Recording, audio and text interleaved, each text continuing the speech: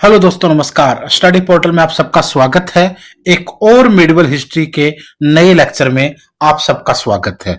इससे पहले ancient history का क्रैश कोर्स आ चुका है।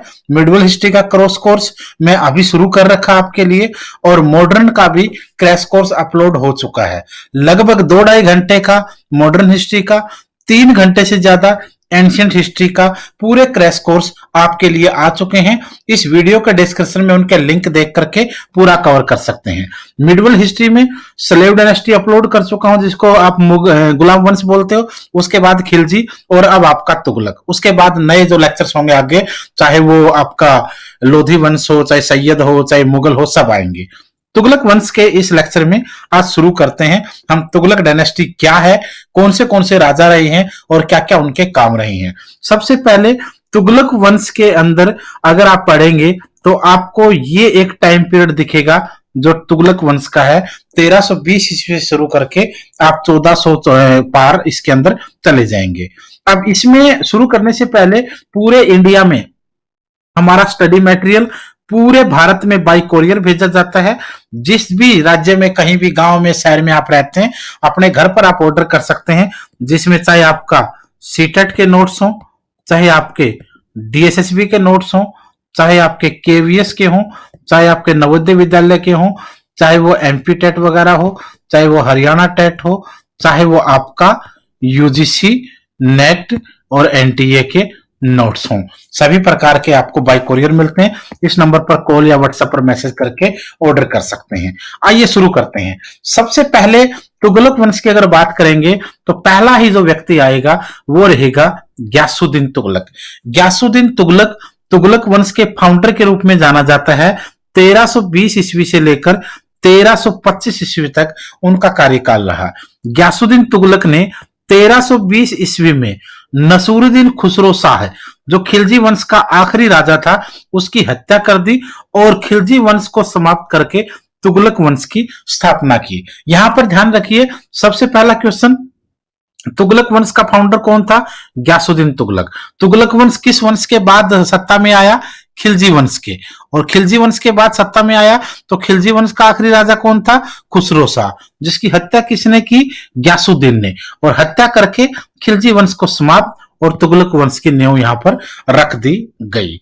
उसके बाद उस समय लाहौर के निकट दीपालपुर का वह गवर्नर था। यानी ग्यासुद्दीन तुगलक पहले लाहौर के नजदीक दीपालपुर का गवर्नर था। गाजी मलिक का दूसरा नाम, इसका दूसरा नाम गाजी मलिक भी रहा है, और ग्यासुद्दीन तुगलक इसका दूसरा नाम था। गाजी का अर्थ होता है काफिरों का हत्यारा, यानी मर्डरर या किलर के रूप में वो मानता था। मुस्लिम धर्म में खास करके इस समय यह प्रथा थी कि जो भी उनके धर्म को नहीं अपनाता है वो उनके लिए काफिर माना जाता है। यानी एक प्रकार से सीधा सीधा मतलब उनका था कि वही धर्म जो है वो दुनिया के अंदर रहेगा, बाकी जो भी होंगे उनको नष्ट करने का प्रण ये माना जाता था।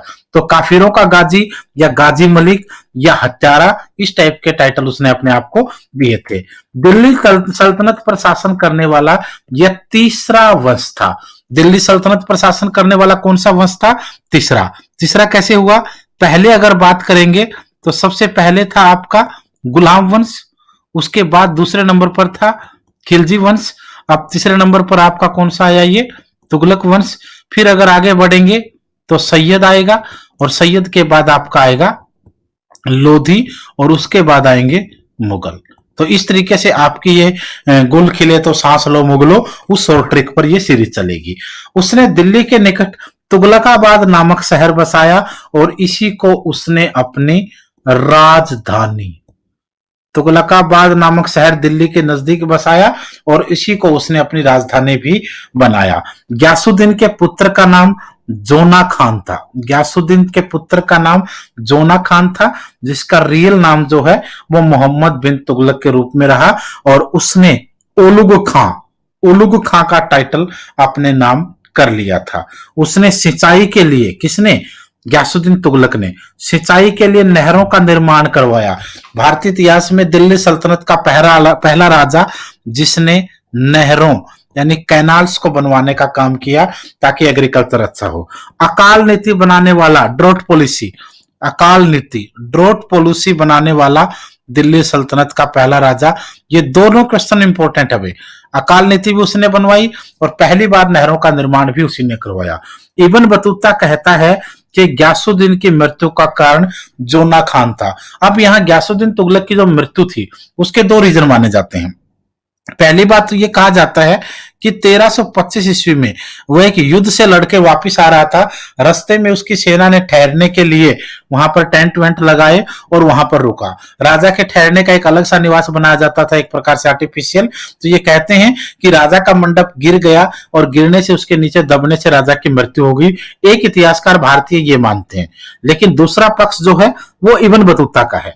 और इब्न बतूता क्या कहता है? इब्न बतूता कहता है कि यह स्टोरी गलत है।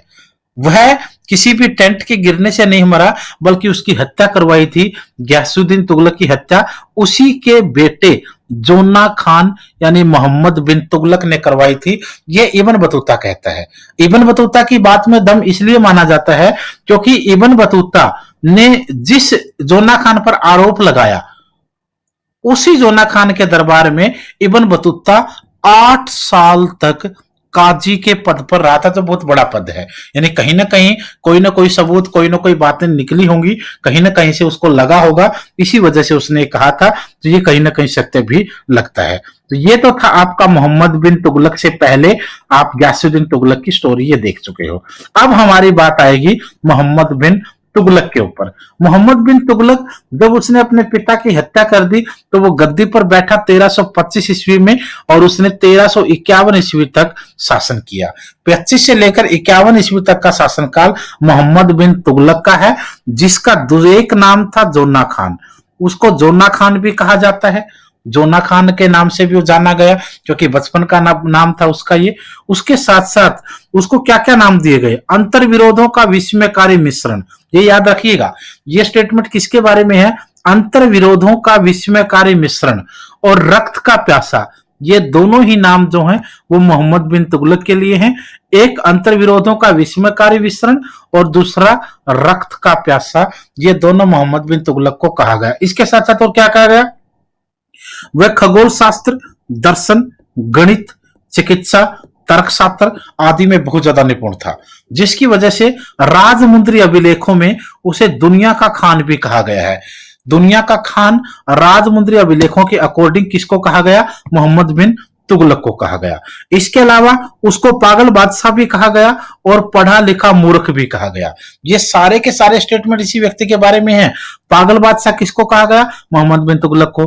पढ़ा लिखा मूर्ख किसको कहा गया? मोहम्मद बिन तुगलक को। दुनिया का खान किसको कहा गया? मोहम्मद बिन तुगलक को। रक्त का प्यासा और अंतर विरोधों का विस्मयकारी मिश्रण, ये भी मोहम्मद बिन तुगलक को कहा गया। उसके साथ साथ इब्न बतूता उसके दरबार में 8 साल तक काजी के पद पर रहा था, जो काफी फेमस पद माना जाता है। मोहम्मद बिन तुगलक को बुद्धिमान मूर्ख राजा क्यों कहा गया है?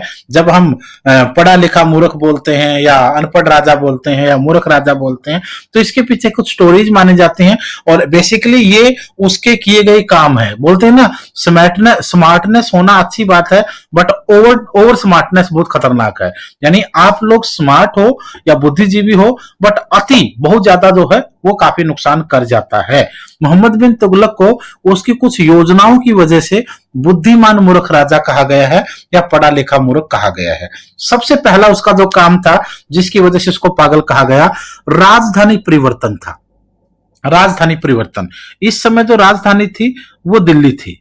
इस समय जो राजधानी थी वो दिल्ली थी, लेकिन उसने क्या किया? उसने राजधानी को बदल करके एक नया नगर बसाया जिसको देवगिरी कहा गया, बाद में दौलताबाद नाम रखा गया। उसने दिल्ली की कुछ जनसंख्या को एडजस्ट करके नया नगर बसाया देवगिरी। इस देवगिरी नगर को उसने बड़े शान से बसाया और कुछ समय के बाद उसने देवगिरी को अपनी राजधानी बना दिया। जो राजधानी था वो कहां से? दिल्ली से शिफ्ट होकर के कहां चला गया, देवगिरी में चला गया। अब यहां राजधानी तो दूसरे राजा भी बदलते थे, ये कुछ कई सारे रीजन माने जाते हैं। कुछ लोग ये बोलते हैं कि दिल्ली की जनता जो है, दिल्ली के लोग बहुत उसको मतलब घृणात्मक पत्र लिखते थे, जिसकी वजह से राजधानी बदली। कुछ लोग कहते हैं कि बाहर के आक्रमणों से घबराकर उसने राजधानी बदली। जो भी हुआ, लेकिन उसने क्या किया, सिर्फ राजधानी नहीं बदला, वह अपने दिल्ली की जो उसकी खास करके प्रशंसक लोग थे बहुत बड़े क्षेत्र में, राजा और मंत्रिमंडल नहीं बल्कि बहुत सारे अपने प्रशंसकों को भी, यानी बहुत बड़ी जनसंख्या को वो लेकर के देवगिरी साथ में चला गया, जिसके ऊपर बहुत ज्यादा खर्च हुआ। उसके बाद क्या हुआ, उसके बाद 2 साल के बाद उसने अपनी राजधानी दोबारा दिल्ली करने का फैसला किया और फिर वो पूरे तामझाम के साथ दोबारा फिर वो दिल्ली आया, जिसकी वजह से ये उसका फैसला जो है वो काफी गलत साबित हुआ, जिसकी वजह से उसको पढ़ा लिखा मूर्ख या मूर्ख राजा कहा गया है। नंबर 1। अब बात करें नंबर 2 की। दूसरा काम है सांकेतिक मुद्रा का चलन। सांकेतिक मुद्रा को शुरू करने वाला व्यक्ति माना जाता है उसको, उसने सांकेतिक मुद्रा का चलन किया। चांदी के सिक्के की जगह कांसे के सिक्के का चलन उसने किया। सोने चांदी, हालांकि चांदी के सिक्कों का चाइना में इससे पहले सांकेतिक मुद्रा का चलन हो चुका था, लेकिन उसने सोने चांदी के सिक्कों की जगह कांसे के सिक्कों का चलन किया, जो काफी नकारात्मक भी हुआ और उनका बहुत ज्यादा फायदा भी आगे जाकर नहीं हो पाया। ये उसका दूसरा रीजन है। तीसरा है दोआब के क्षेत्र में अकाल के समय अकाल को गलत समय पर बढ़ाना, या फिर अकाल के समय कर, यहां पर टैक्स की बात हो रही है, यानी उसने दोआब के क्षेत्र में अकाल जब पड़ा हुआ था, सूखा पड़ा हुआ था, ऐसे समय टैक्स बढ़ाया। जहां तक दोआब की बात है, आप लोग इस क्षेत्र को बोलते हैं गंगा और यमुना। गंगा और यमुना के बीच के क्षेत्र को दोआब का क्षेत्र बोला जाता है।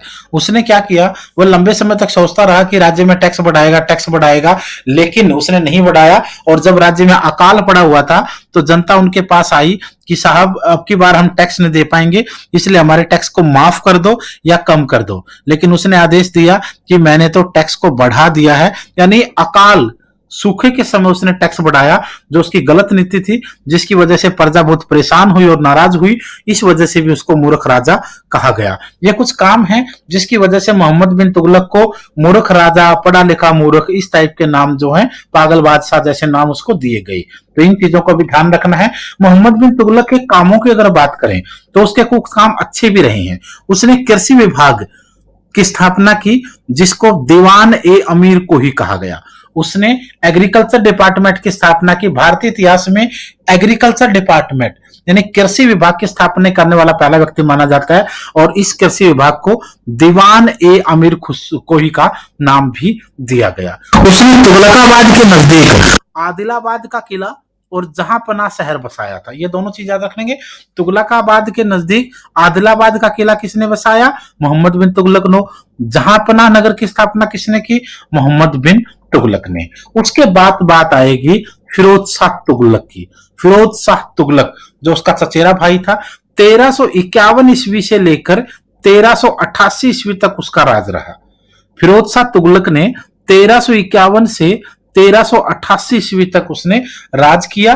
फिरोज शाह तुगलक मोहम्मद बिन तुगलक का चचेरा भाई था और उसकी मृत्यु के बाद वह गद्दी पर बैठा।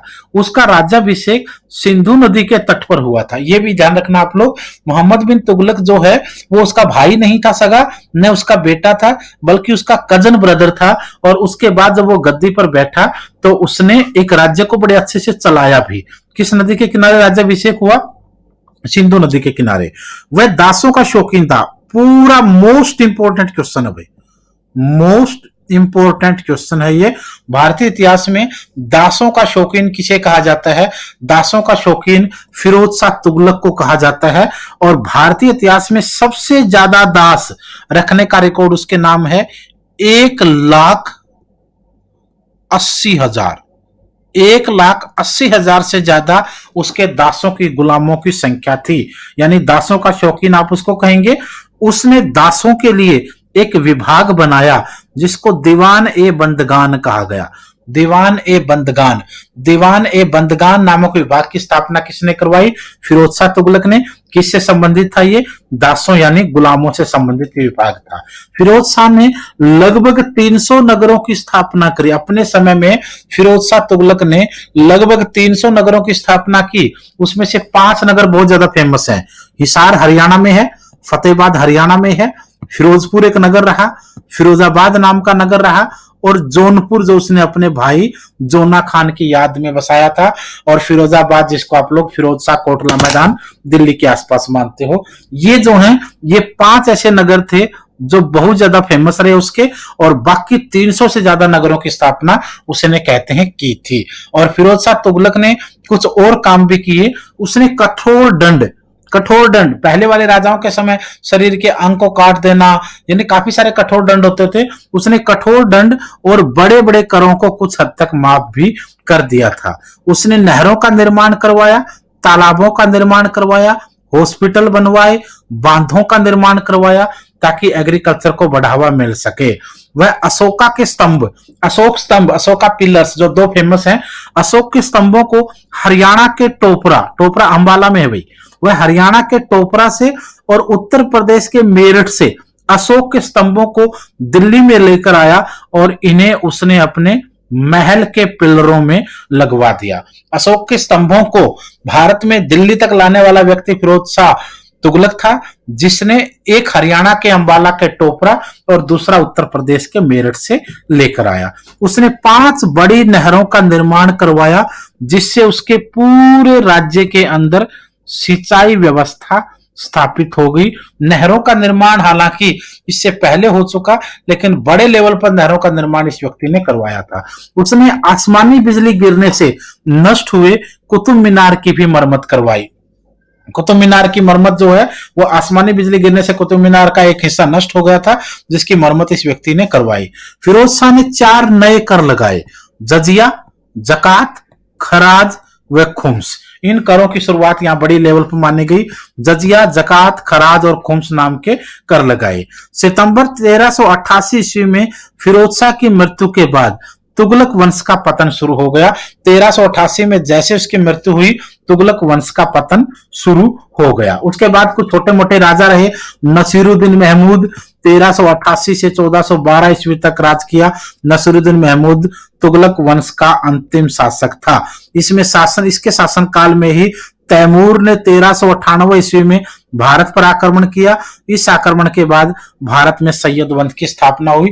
1398 ईस्वी में तैमूर, जिसके नाम सुनते ही और उसका नाम आते ही भारतीय इतिहास में बहुत ज्यादा रोष पैदा होता है। लोग काफी सारे यहाँ पर जब उनका जिक्र आता है तो बहुत ज्यादा गुस्से में होते हैं, क्योंकि उसने दिल्ली में और भारत के अंदर कत्लेआम मचाया था। इस 1398 में तैमूर का जो आक्रमण हुआ था वो इसी व्यक्ति के समय में हुआ था। ये क्वेश्चन बार बार पूछा जाता है कि तैमूर ने जब भारत पर आक्रमण किया तो दिल्ली पर किसका अधिकार था? नसीरुद्दीन मोहम्मद, तुगलक वंश का आखिरी राजा। तो ये क्वेश्चन आपके तुगलक वंश से रिलेटेड थे। यानी कहने का मतलब ये है कि सारी डायनेस्टियां धीरे धीरे करके आपकी यहाँ पर डिस्कस हो रही हैं। ये हमारा मोबाइल नंबर है, पूरे इंडिया में नोट्स ऑर्डर करने के लिए इस पर कॉल कर सकते हैं। और अगर आपके पास सारी चीजें अवेलेबल हैं तो भी हम आपकी मदद वैसे भी कर रहे हैं। आप अपना नाम, अपना सिटी, आपका सब्जेक्ट कौन सा है और आप एग्जाम कौन सा देने वाले हैं, ये चीजें लिख करके इस नंबर पर व्हाट्सएप कर दीजिए। आपके नंबर को सेव कर लिया जाएगा। जो भी जरूरी इंफॉर्मेशन होगी डे टू डे की क्लासेज की वो आपको मिलती रहेगी। आज के लिए इतना ही था, कल फिर मिलते हैं।